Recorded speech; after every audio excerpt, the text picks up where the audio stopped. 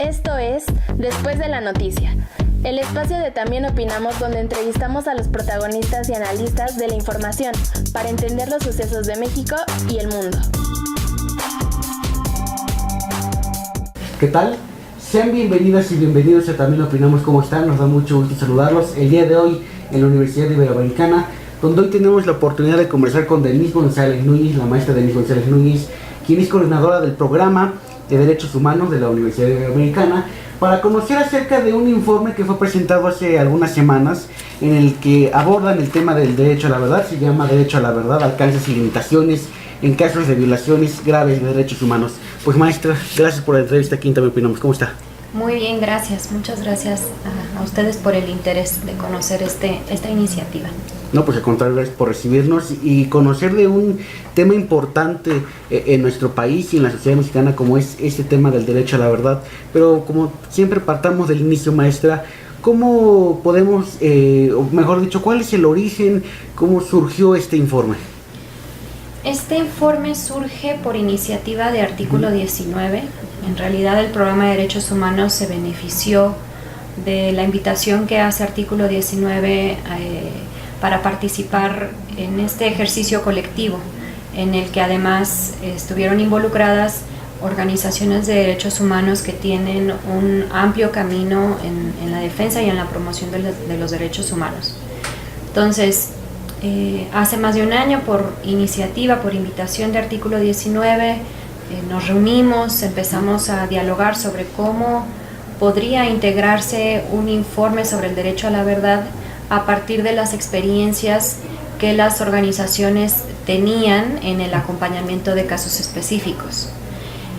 A partir de ello, dichas organizaciones colaboran aportando sus experiencias, y posteriormente el Programa de Derechos Humanos participa en la redacción de las conclusiones, es decir, haciendo una revisión de todas estas experiencias y tratando de extraer los elementos que aportan a la discusión en términos del derecho a la verdad en México. Y así fue como llegamos a este proceso. ¿Cuáles son esos casos que aborda el informe, maestra? Pues son diversos. Mira, por ejemplo, en el caso del Centro de Derechos Humanos Miguel Agustín Pro Juárez, ellos hablan a partir de la experiencia en el caso de Ayotzinapa. En el caso de la Comisión Mexicana de Defensa y Promoción de los Derechos Humanos, pues hablan sobre todo, por ejemplo, del ejido Morales, si mal no recuerdo, son varios. Tlachinolan aporta las experiencias a partir de los casos de Inés y de Valentina, que son dos mujeres valientes, ¿no? que sufrieron violaciones a derechos humanos, entre ellas tortura a manos de militares. Entonces, a partir de esa experiencia también se aporta. Artículo 19 en concreto hizo una reflexión en torno al derecho a la verdad, pero a partir del caso del periodista Rubén, que fue asesinado en la colonia Narvarte. Y CADAC hace también una aportación a partir de todas las desapariciones en Nuevo León. Y Fundar, claro, sin olvidar Fundar, Centro de Análisis e Investigación, hace una reflexión en torno al derecho a la verdad, pero conmemorando los hechos de la guerra sucia, de desaparición, ejecuciones, y cómo la falta de verdad y de justicia en esos hechos nos llevan al momento actual en el que es posible cometer cualquier cosa sin que haya consecuencias. Espero no haber olvidado ninguno, pero digamos, cada uno de esos casos nos permitió elaborar como te decía, como estas reflexiones, ¿no?, particulares sobre el derecho a la verdad. A lo mejor intuyen la audiencia, y en el caso de quien está haciendo la entrevista, un poco la definición de derecho a la verdad, pero para que no haya cabos sueltos, ¿cómo poder entender ese término, el derecho a la verdad? ¿Qué significa esto? Yo creo que obviamente si acudimos a los instrumentos internacionales o a la propia Ley General de Víctimas, que contiene una definición, pues veremos ahí los detalles. En términos generales, ¿de qué estamos hablando? De que una persona que ha sufrido alguna violación a derechos humanos y la sociedad en su conjunto lleguen a conocer por qué sucedió esa violación, quién la cometió, que esas violaciones sean sancionadas, reparadas, y muy importante, el derecho a la verdad implica que se lleguen a conocer las estructuras que permiten que esas violaciones se cometan. Es decir, no solamente es una cuestión que atañe a la persona que sufre la violación de manera directa o a su familia, sino a la sociedad en su conjunto, para entender qué es lo que sucede que permite que esas violaciones se realicen, y a partir de ello pues realizar como todo un plan para corregir e evitar que nuevas violaciones se cometan. Maestra, sobre esto que comenta, ¿podemos entender o cómo ve ustedes esta parte, si la verdad en los tiempos que vivimos es una utopía aún?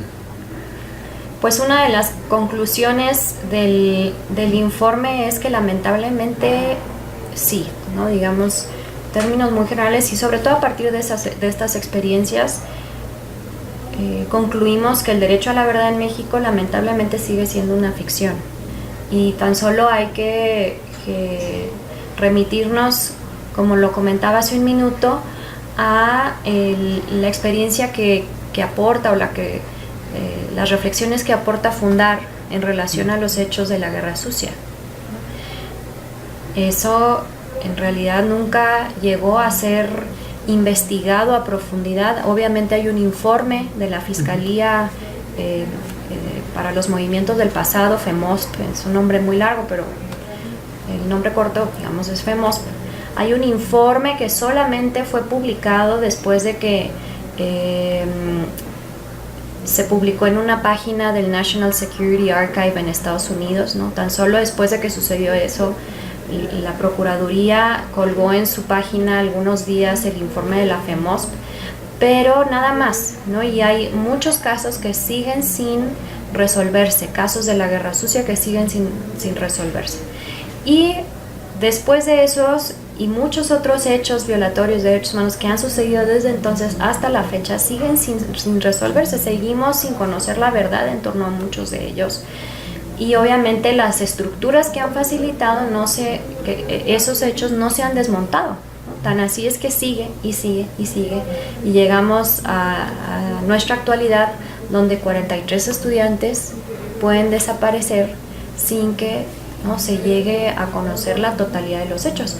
El grupo de expertos, el GIEI, de la Comisión Interamericana, abonó como grupo de expertos internacional a que podamos conocer un poco más sobre lo que sucedió en esas noches de septiembre. Sin embargo, todavía no tenemos la totalidad de la información, ¿no? Las Fuerzas Armadas se rehusaron a proporcionar información, ¿no? Entonces, esto lo comento solo para subrayar que lamentablemente no es algo que podamos nosotros todavía gozar a plenitud, y que por lo tanto nos toca seguir exigiendo. ¿Por qué usted cree que estemos en este escenario donde la verdad todavía sea incansable? ¿Qué nos pasó como mexicanos para estar en esta situación? Yo creo que por una parte se nos ha vendido un discurso, ¿no? De una realidad que no necesariamente es la realidad que viven muchas personas, ¿no? Se han ocultado verdades, se han ocultado hechos. Entonces, desgraciadamente, hay sectores de la sociedad que se han comprado ese discurso de que todo está bien, ¿no? Del avance económico. Yo no digo que no existan avances en diferentes dimensiones, pero socialmente hablando, claramente uno de ellos pues no ha sido lo que realmente se dice en el discurso. Por otra parte, creo que hay sectores que se benefician justo del ocultamiento de información, del ocultamiento de las verdades. sectores que se benefician de que no se investiguen los hechos, de que no se sancionen responsables, élites económicas, élites políticas, que facilitan y promueven que la verdad de las violaciones a derechos humanos no se lleguen a conocer. Y finalmente yo diría también un sector de la sociedad que lamentablemente pues llega a ser apático, ¿no? También en las circunstancias de violencia y demás, pues a lo mejor hasta en el plano psicológico para muchas personas es más fácil no prestar atención a esa situación y seguir la vida, ¿no? Hasta que una violación es cometida en contra de esa persona, ¿no? Hasta que se vive en carne propia. Entonces yo creo que algo de eso también hay. Entonces como sociedad creo que nos toca despertar, creo que nos toca cuestionar, exigir, no comprarnos discursos falsos, ¿no? Y más bien pues reivindicar cuestiones básicas como la verdad, la memoria, la justicia. Y bueno, eso es un proceso, pues, pero yo diría eso. Para empezar, ¿no? Para empezar. Maestra, a reserva de entrar en esta parte que menciona que nos parece importante, en la parte de la conclusión que le toca a usted, menciona el papel de los medios de comunicación. Por un lado menciona que ayudan en el sentido de difundir estos casos de violaciones, como fue el caso de Otzinapa, como fue el de Rubén Espinosa, pero por otro lado también usted menciona que a veces los medios en lugar de ayudar perjudican, ¿no? Por ejemplo, en el tema de la filtración de documentos como en el caso de Rubén Espinosa. ¿Qué hacer con estos medios que algunos ayudan y otros perjudican en esta búsqueda por la verdad? A ver, yo creo que los medios de comunicación son una herramienta y como herramienta pueden ser utilizadas para bien o para mal, ¿no? Por distintos sectores o personas.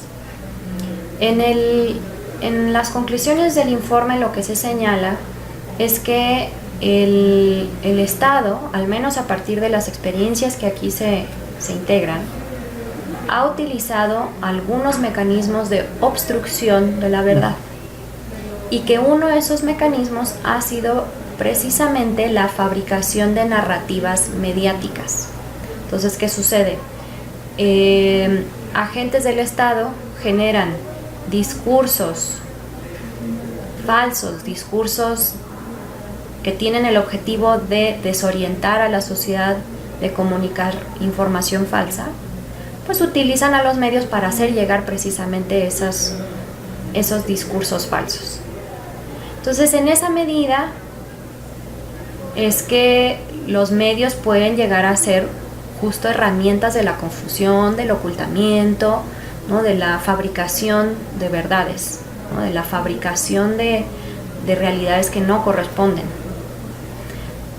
Ahora, pues en el lado, digamos, opuesto, las familias de las víctimas, las organizaciones de derechos humanos, pues también utilizan a los medios para transmitir su mensaje. Entonces es una herramienta finalmente que puede ser utilizada para un bien o para un mal.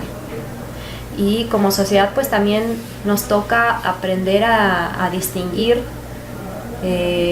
precisamente los discursos falsos, ¿no? Cuando más bien están buscando engañarme o venderme un mensaje que en realidad no es real. No es real. Maestra, también ahí en el informe mencionan el tema del sistema de justicia penal y antes de entrar aquí a grabar la entrevista pues le comentábamos que no tiene mucho que este país entró formalmente, porque ya llevaba un tiempo atrás, el nuevo sistema de justicia penal, y precisamente con estos discursos un sector decía, bueno, es que este nuevo sistema de justicia penal privilegia a los delincuentes y no ayuda a la justicia, otros diciendo no, sí la ayuda, como no. En ese sentido, ¿cómo este nuevo sistema de justicia penal ayuda a las víctimas o perjudica? No sé cómo poderlo ver. A ver, el nuevo sistema de justicia penal está diseñado y la intención es que opere de tal manera que se garanticen una serie de derechos procesales partiendo por la presunción de inocencia. En el anterior sistema, digamos esto en términos muy generales, la persona tenía que demostrar que era inocente y las prácticas, ¿no? Y las estructuras, ¿no? En las procuradurías, las investigaciones se realizaban bajo esas mentalidades. En el nuevo sistema penal, lo que se busca es garantizar que la persona acusada sea reconocida como inocente hasta que se demuestre lo contrario. Y eso es fundamental en un país en el que tenemos unos niveles del 98% de impunidad. ¿Por qué lo digo?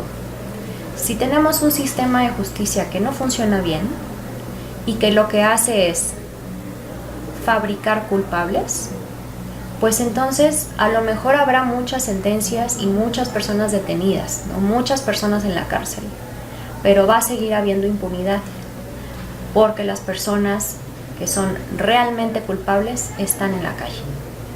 Entonces el nuevo sistema lo que busca es precisamente establecer las condiciones para que las personas que realmente son culpables de haber cometido delitos o violaciones a derechos humanos estén en la cárcel y que las personas inocentes estén en libertad. Entonces, igual, el tema del nuevo sistema de justicia ha sido utilizado por sectores que se resisten al cambio en este sentido y que prefieren seguir operando bajo lógicas de comodidad, ¿no? Bajo lógicas en las que yo nada más tengo que torturar a la persona, ¿no? para que confiese que cometió un delito, aunque no lo haya cometido, y hasta ahí, ¿no? Finalmente, sí, tendría que demostrar que es inocente, ¿no? Entonces, en el nuevo sistema se busca que se elimine con esas prácticas nocivas. Y en esa medida, pues es sin duda una herramienta fundamental para combatir la impunidad. Ahora, en relación al informe sobre derecho a la verdad, lo que se señala es que otra de las herramientas que han sido utilizadas por el Estado para obstruir la verdad ha sido el sistema de justicia. ¿Cómo? Iniciando investigaciones penales para destinarlas a ser infructuosas. O sea, buscan cumplir discursivamente diciendo que ya se abrió una investigación, pero luego no se persigue adecuadamente, ¿no? O sea, a lo mejor se redactan y se envían oficios, pero materialmente no hay ningún avance para determinar las responsabilidades, ¿de acuerdo? Y otro mecanismo es el de la tortura, precisamente. Se tortura. Bueno, el relator de Naciones Unidas sobre tortura señaló que en México la tortura es una práctica generalizada. Y el objetivo, simplemente, si tú obligas a la persona a confesar, entonces ya no tienes que hacer nada. O sea, ya fabricas una realidad, fabricas una verdad, entre comillas, porque no es la que corresponde. Entonces, tenemos que ser muy cuidadosos y prestar atención a este tipo de prácticas y sobre todo exigir que se eliminen. Que se eliminen. Maestro, regresando un poco a lo que mencionaba anteriormente en torno a la ciudadanía y el papel, hay mucha inquietud de algunos jóvenes. Bueno, estoy viendo esta entrevista y yo qué puedo hacer, ¿no? Desde mi trinchera de la escuela. ¿Qué pueden hacer los chavos y las chavas que ven esto precisamente para coadyuvar a que los derechos humanos en este país se garanticen, pero sobre todo ese punto que es importante, el derecho a la verdad?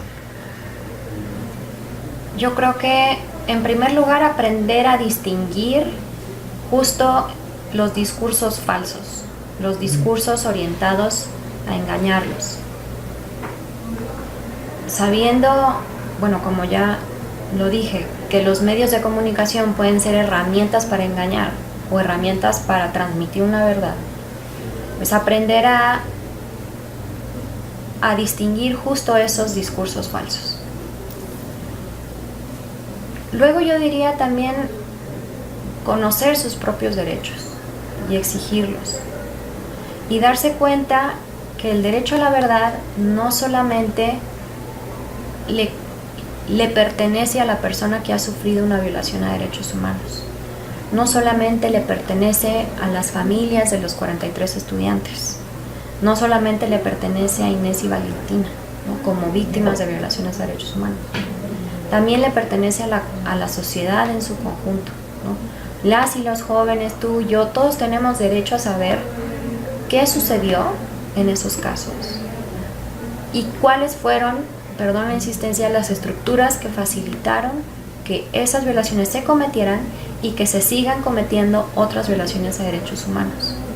Entonces, de cara a este informe, yo creo que las y los jóvenes se podrían involucrar, exigir, y precisamente en el contexto en el que estamos, no en un contexto electoral, exigir a las y los candidatos a que se pronuncien sobre cómo planean garantizar el derecho a la verdad en México en caso de ser presidentes. ¿Cuál es la agenda? ¿Cuáles son las propuestas concretas para estos fines? Yo creo que si hiciéramos eso, ya sería un paso inicial. Por supuesto, después de eso seguiría exigir que se cumplan esas promesas, pero al menos exigir que se coloque en la agenda, que sea una de las prioridades, y después realizar todo lo que sea necesario para exigir a las autoridades que lo cumplan. Maestra, nos hemos preparado para la entrevista como tiene que ser siempre, y viendo sobre usted, pues aparte de estar aquí en el programa, he estado anteriormente en otras organizaciones en pro de los derechos humanos, y surge una duda por la realidad del país. Bueno, con tanto el derrotero que lleva usted, ¿no ha habido un momento en que diga, ya esto parece que no va a cambiar, mejor ahí se ven y yo me dedico a otra cosa? ¿Qué la motiva en ese sentido a seguir dando la batalla en esta trinchera? Yo creo que a todas las personas defensoras de derechos humanos, y al referirme a personas defensoras utilizo, digamos, la definición amplia que incluye no solamente a quienes trabajan en organizaciones de derechos humanos, sino a toda persona que defiende algún derecho, nos llega a pasar, ¿no? O sea, a momentos en la crisis en la que estamos llega a ser muy agotador permanecer, y especialmente entre las personas que están defendiendo derechos en regiones más aisladas, en organizaciones que están siendo atacadas por la labor que realizan. Yo creo que a todos nos pasa, pero más a quienes están en la primera línea de la batalla. Y en ese sentido yo he de sentirme privilegiada de estar en un espacio como la Ibero, que ofrece ciertas protecciones que otros defensores y defensoras no tienen. ¿De acuerdo? Entonces, dicho eso, yo diría, desde mi opinión, desde mi perspectiva, ¿qué es lo que motiva? Pues los pequeños avances que haya de vez en cuando, ¿no? O sea, justo en este informe hay casos que han logrado avances sustantivos, ¿no? En el caso de Inés y de Valentina, lograron un reconocimiento de responsabilidad pública por parte del gobierno mexicano, lograron después de muchos años una sentencia favorable de la Corte Interamericana de Derechos Humanos, ¿no? Y como ese ejemplo hay muchos. Entonces yo creo que en la medida en que se logran esos pequeños avances, o en la medida en la que podemos o sentimos que nuestro trabajo de alguna manera contribuye a dar un pequeño paso hacia adelante, yo creo que eso es lo que nos mantiene, o por lo menos a mí. A usted. Pues maestra, ha sido interesante conversar a grosso modo, ¿no? Porque obviamente conversar de todo el informe pues nos llevaría bastantes horas de entrevista, pero le agradecemos enormemente poder conocer un fragmento de este informe, la importancia que tiene el informe y sobre todo la importancia del derecho a la verdad. Aquí en el link abajo de la descripción del video vendrá el link para que quienes estén interesados accedan y lo lean completamente, íntegramente. Pues yo le agradezco que nos haya abierto las puertas aquí en su cubículo, aquí en la Ibero, para conocer ese tema. Gracias, maestra. No, pues muchas gracias a ustedes. Pues gracias a ustedes que nos vieron aquí en este espacio en También Opinamos. Nos vemos y nos escuchamos en la próxima. Esto es Después de la Noticia, el espacio de También Opinamos donde entrevistamos a los protagonistas y analistas de la información para entender los sucesos de México y el mundo.